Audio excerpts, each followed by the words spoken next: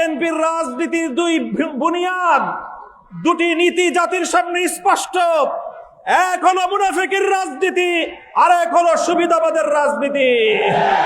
মনে রাখবেন, জুলাই বিপ্লবের রক্তের উপর প্রতিষ্ঠিত নতুন বাংলাদেশে সুবিধাবাদের রাজনীতি, মুনাফিকের রাজনীতি বাংলার মানুষ সহ্য করবে না। আসসালামু আলাইকুম ওয়া রাহমাতুল্লাহ।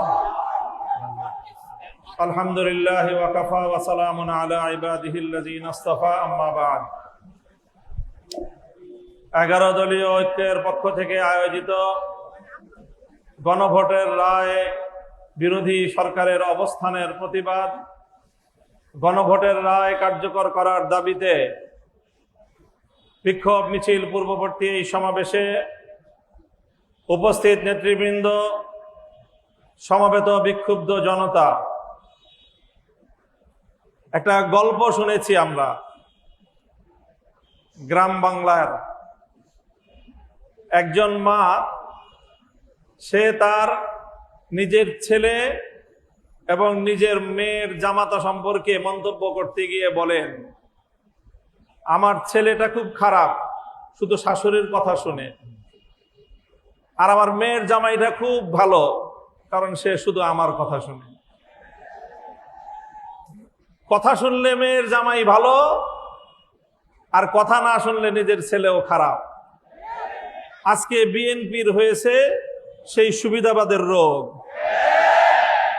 অন্তর্বর্তীকালীন সরকার প্রবর্তিত অধ্যাদেশগুলোর মধ্যে যেগুলো ক্ষমতাকে বৃদ্ধি করে সরকারের এবং সরকারের আরো নিয়ন্ত্রণ প্রতিষ্ঠা করতে সহায়তা করে, সেই সকল অধ্যাদেশগুলো বিএনপির খুব পছন্দ। আর যে সকল অধ্যাদেশগুলো, যে সকল প্রস্তাবনাগুলো জাতির কাছে জবাবদিহিতায় বাধ্য করে, সেগুলো তাদের কাছে খুব অপছন্দ। তাই আমরা মনে করি বিএনপি আজ যেই রাজনীতি করছে, সুবিধাবাদের রাজনীতি। আমরা নির্বাচন পূর্ববর্তী সময়ে বিএনপির আরেকটি চরিত্র লক্ষ্য করেছি, সেটা হলো তলে তলে বিএনপি সারা দেশে গণভোটে ন্যায়ের পক্ষে ক্যাম্পেইন করেছে, কিন্তু প্রকাশ্যে সে ন্যায়ের পক্ষে কথা বলার দুঃসাহস তাদের ছিল না, সেই সৎসাহস তাদের ছিল না। এই জন্য লক্ষ জনতার সামনে বিএনপি প্রধান জনাব তারেক রহমান সাহেব গণভোটে হায়ের পক্ষে তিনি ক্যাম্পেইন করতে বাধ্য হয়েছেন। আমি জিজ্ঞাসা করি, উপরে এক কথা, তলে তলে আরেক কথা বলে, এটাকে আমাদের দেশে কি বলে? মুনাফিকি বলা হয়। তাই আজ বিএনপির রাজনীতির দুই বুনিয়াদ, দুটি নীতি জাতির সামনে স্পষ্ট। এক হলো মুনাফিকের রাজনীতি, আর এক হলো সুবিধাবাদের রাজনীতি। মনে রাখবেন, জুলাই বিপ্লবের রক্তের উপর প্রতিষ্ঠিত নতুন বাংলাদেশে সুবিধাবাদের রাজনীতি, মুনাফিকের রাজনীতি বাংলার মানুষ সহ্য করবে না।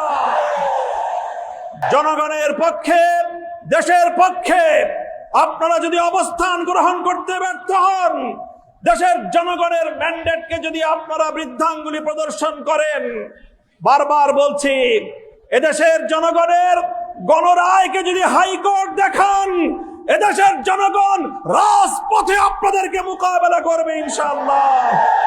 70% জনগণের বিপক্ষে গিয়ে দেশের ক্ষমতার মস্তদে টিকতে পারবেন না। শহীদ জিয়াউর রহমান, বেগম খালেদা জিয়ার সন্তান, কান খাড়া করে শুনে রাখেন, জনতার বিরুদ্ধে গিয়ে কেএম হাসান আজিজ মার্কা নির্বাচন করার চেষ্টা করলে পরিণাম শুধু আপনারাই পড়বেন তা নয়, আপনাদের অপকর্মের কারণে দেশপ্রেমিক রাজনৈতিক সংগঠনগুলোর নেতা কর্মীরা 28 আগস্ট কিভাবে রক্ত দিয়েছে ঢাকার রাজপথে, বাংলার মানুষ সে কথা ভুলে যায় নাই। আপনাদের ভুলের খেসারত দিতে হয়েছে আমাদেরকে। 25 বছর পর্যন্ত গুম, খুন আর হত্যার রাজনীতির শিকার হতে হয়েছে। তাই আমরা চাই ভালোয় ভালোয় দেশ পরিচালনা করেন, জনগণের রায়ের প্রতি শ্রদ্ধা প্রদর্শন করেন, অন্যথায় রাজপথে, সংসদে আমরা আপনাদেরকে মোকাবেলা করবো ইনশাআল্লাহ। নাসরুম মিনাল্লাহি ওয়া ফাতহুন করিব।